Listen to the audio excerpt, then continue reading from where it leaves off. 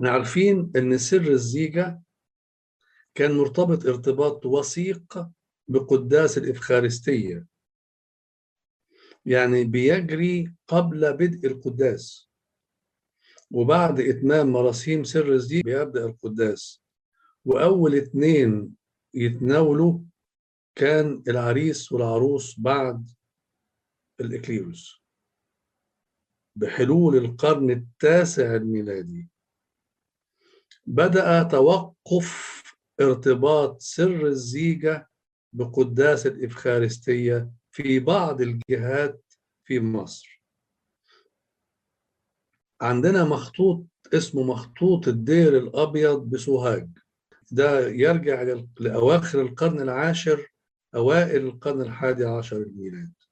بيطلعنا على ممارسة طقسية كانت تجري في أثناء تتميم سر الزيجة فيما بين القرن التاسع والقرن الحادي عشر للميلاد، وغير موجودة في طقسنا الحالي.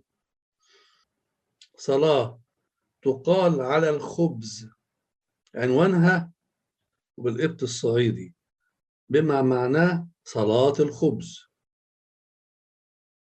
ويعقبها صلاة على الخمر وبالقبط الصعيدي صلاة على الخمر. وبالقطع كان يتبع ذلك أن يأكل العروسان من خبزة واحدة ويشربا من كأس خمر واحدة.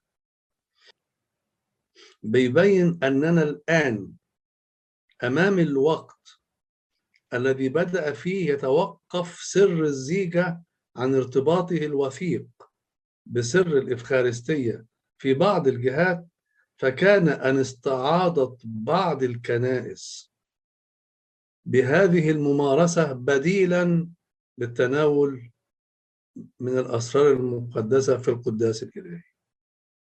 لكن حاليا تم الموضوع يتدهور لحد ما وصلنا إلى ما نحن عليه الآن، لدرجة إن ما كانش ممكن يعملوا صلاة إكليل إلا من داخل الإفخارستية.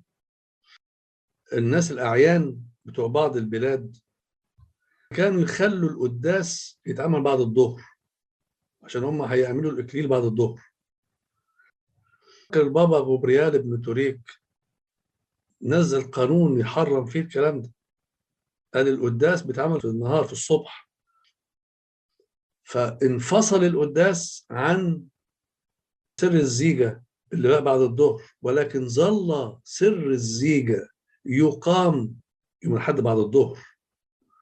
يعني نادرا ما تسمع في صلوات الإكليل من سنوات قليلة بس كانش في حاجة اسمها سر إكليل يتعمل غير يوم الأحد، بس بيكون يوم الأحد بس بعد الظهر اللي هو يعني برضو يوم الرب يعني. لكن حاليا الموضوع بقى في أي يوم من أيام الأسبوع.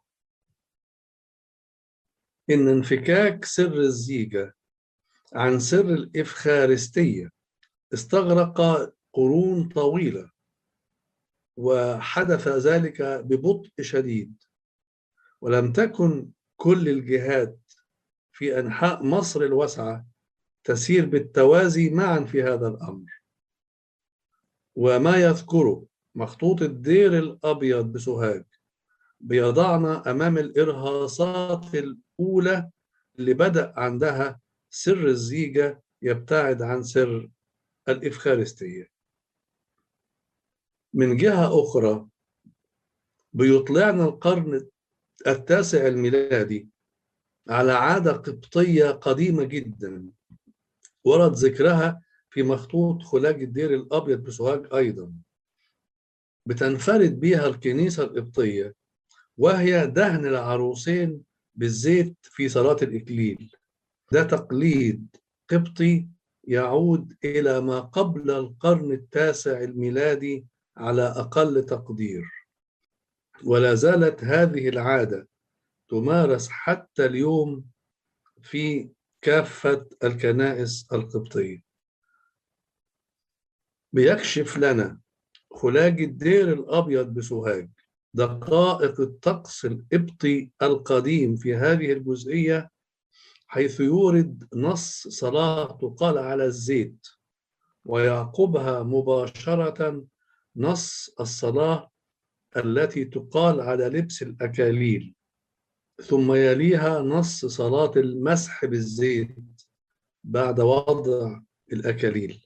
لاحظوا الترتيب هنا، إنه حصل عليه تعديل على ما يمارس في سر الزيجة حاليا. التعديل هو أن الصلاة على الزيت بيعقبها مباشرة مسح العروسين به مع صلاة التحليل، ثم يلي ذلك في النهاية وضع الأكاليل.